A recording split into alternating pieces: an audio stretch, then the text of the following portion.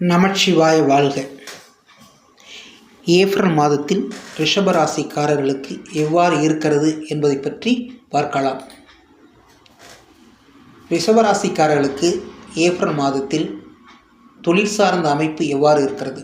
முதலில் தொழில் முதலீடாக செய்யக்கூடியவர்கள், முதலாளித்துவம் உள்ளவர்களுக்கு, அதாவது உற்பத்தி சார்ந்த நிலை கொண்டவர்களுக்கு பார்க்கும் பொழுது, அதாவது உலோகம் மற்றும் உலோகம் சார்ந்த பொருட்கள் உற்பத்தி செய்பவர்களுக்கு நிலை சற்று அருமையாக இருக்கிறது. எவ்வாறு?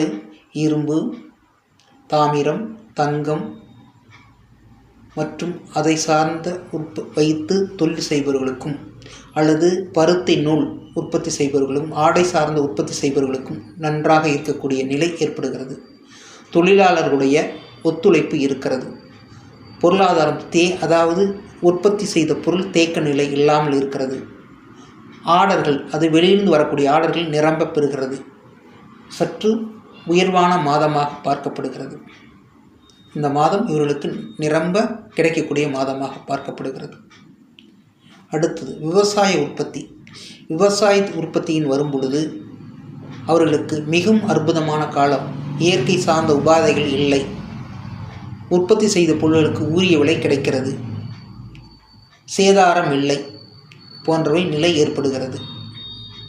தொழிலாளர்களுடைய உற்பத்தியும் நன்றாக இருக்கிறது. வெற்றி மூலம் இவர்களுக்கு விவசாயிகள் நன்மையான காலமாக பார்க்கப்படுகிறது. தலகு அல்லது கமிஷன் சார்ந்த தொழில் செய்பவர்கள் அல்லது உற்பத்தியை வாங்கி விற்பவர்கள், இவர்களுக்கு இடையில் இருக்கக்கூடிய தரகர்கள் அப்படின்னு வரும் பொழுது இவர்கள் நிலை மிகவும் அற்புதமாக இருக்கிறது. இவர்கள் கோட் பண்ணிய விலை விற்கும் பொழுது இவர்கள் கமிஷன் நிலை உயர்கிறது. நன்றாக உற்பத்தி செய்த பொருட்கள் நல்ல விலைக்கு விற்கப்படுகிறது. அதன் மூலம் இவர்களுக்கு நன்மையான காலமாக பார்க்கப்படுகிறது. அரசு அல்லது அரசு சார்ந்த தனியார் நிலையில் இருந்தாலும் தரகு நிலையில் உள்ளவர்களுக்கு, தரகு என்று சொன்னால் உற்பத்தி அற்றவர்கள் என்று வைத்துக்கொள்ளலாம்.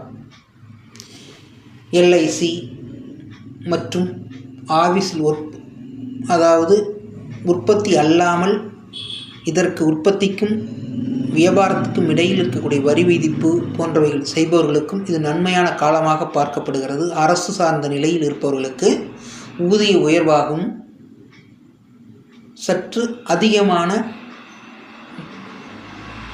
நல்நிலையாக பார்க்கப்படுகிறது.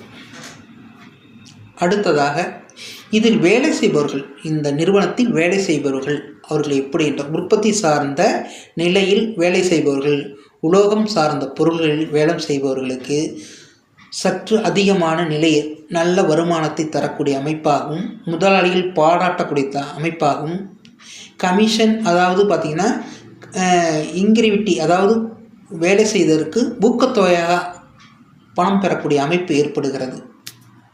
சற்று நல்ல நிலையாக இந்த தொழிலாளர்களுக்கு நல்ல நிலையாக பார்க்கப்படுகிறது.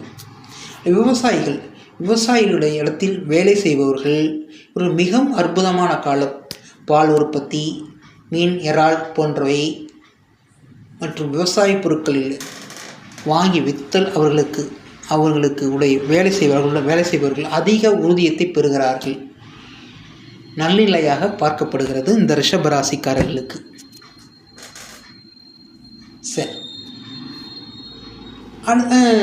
இதில் கமிஷன், அதிலையும் கமிஷன் வேலை செய்பவர்களுக்கு நல்ல நற்பலனாக இருக்கிறது. அடுத்ததாக கடன். இவர்களுக்கு நிலை, இந்த மாதத்தில் வேலை செய்பவர்கள் நிலை கடன் நிலையில் பார்க்கும் பொழுது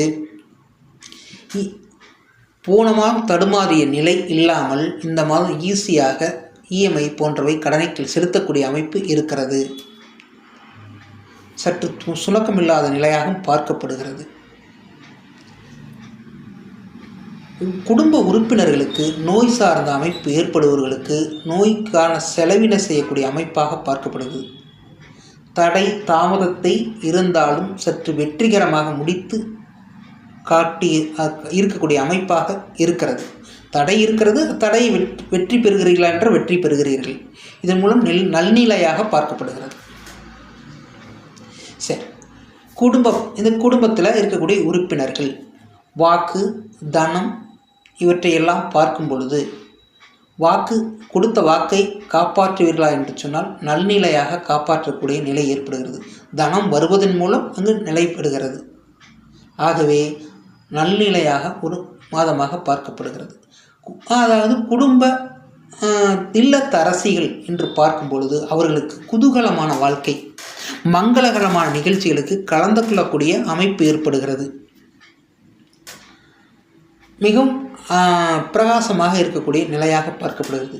மாணவர்கள் என்ற நிலையில் வரும் பொழுது சற்று சுணக்கமான நிலை, அதிக பளுவுள்ள வேலை, அதாவது வேலை என்று சொன்னால் மூளைக்கு சிந்தனைக்கான அமைப்பு, படிப்பின் மூலம் ஏற்பட கஷ்ட நிலை இவர்களெல்லாம் ஏற்படக்கூடிய நிலையாகவும் பார்க்கப்படுகிறது. அவர்கள் வெற்றி அடைகிறார் என்றால் வெற்றி அடைகிறார்கள், அதன் மூலம் நன்னிலையாகவும் பார்க்கப்படுது. கஷ்ட நிலை ஏற்படுத்துகிறது, அவ்வளவுதான். மற்றும் தவறுதலாக சொல்வதற்கு ஒன்றும் இல்லை. அடுத்து முயற்சி வெற்றி அடைகிறதா என்றால் வெற்றி அடைகிறது. முதலீடு என்று பார்க்கும் பொழுது முதலீடு நிலம், தங்கம் போன்றவற்றில் முதலீடு செய்யக்கூடிய அமைப்பாக பார்க்கப்படுகிறது. தாயாருக்கு உடல்நிலை சற்று முன்னேற்றத்தை காணப்படும். ஒரு சிலருக்கு தாயாருக்கு உடல்நிலை சரியில்லாமல் போகும். சற்று சுணக்கமான நிலை இருந்தாலும் முன்னேற்றம் காணப்படும். குழந்தைகள் மூலம் இவர்கள் கௌரவமான வாழ்க்கை வாழக்கூடிய அமைப்பாகவும், குழந்தைகள் நன்னிலையாக படித்து மார்க்கில் வெற்றி அடையக்கூடிய அமைப்பாகவும் பார்க்கப்படுகிறது. ஒரு சிலர்களுக்கு புதுமண தம்பதியர்களாக இருந்தால் அவர்களுக்கு குழந்தை பாக்கியம் ஏற்படக்கூடிய அமைப்பாகவும் பார்க்கப்படுகிறது. பொதுவாக குழந்தைகள் மூலம் நன்மையான காலமாக பார்க்கப்படுகிறது. அதாவது திருமணம் ஆகாதவர்கள் இந்த மாதத்தில் பேசி முடிவடையக்கூடிய நிலையாகவும் பார்க்கப்படுகிறது. அந்த திருமண வயதில் ஆணும் பெண்ணுமாக இருந்தாலும் அவர்களுக்கு இந்த மாப்பிள்ளை என்று பேசி வைத்துக் கொள்ளக்கூடிய நிலை ஏற்படும். அடுத்ததாக பாக்கியங்கள், பெரியோர்களும் ஆசீர்வாதமும் நினைத்ததை நிறைவேற்றக்கூடிய நிலையும் இந்த மாதத்தில் பொதுவாக ஏற்படுகிறது. நீங்கள் நினைத்த காரியத்தை வெற்றி அடைவதன் மூலம் லாபங்கள் கூட்டக்கூடிய அமைப்பாகவும் பார்க்கப்படுகிறது. லாபங்கள் என்று சொன்னால் நீங்கள் நினைத்த காரியம், செய்யக்கூடிய தொழில் இவற்றின் பொதுவாக நிறைவேற்றக்கூடிய அமைப்பாகவும் பார்க்கப்படுகிறது. ஒரு சிலருக்கு வெளிநாடு, வெளியூர் போய் திடீர் பயணத்தை மேற்கொள்ளக்கூடிய அமைப்பாகவும் அங்கு போய் வெற்றி அடையக்கூடிய நிலையாகவும் அவர்களுக்கு இருக்கிறது. இதன் மூலம் பொதுவாக ஒரு நன்னிலையான காலமாகவும் பார்க்கப்படுகிறது. ஆகவே இந்த மாதம் ரிஷபராசிக்காரர்களுக்கு மிகவும் பொற்காலமாகவும் பார்க்கப்படுகிறது. நம சிவாய வாழ்க.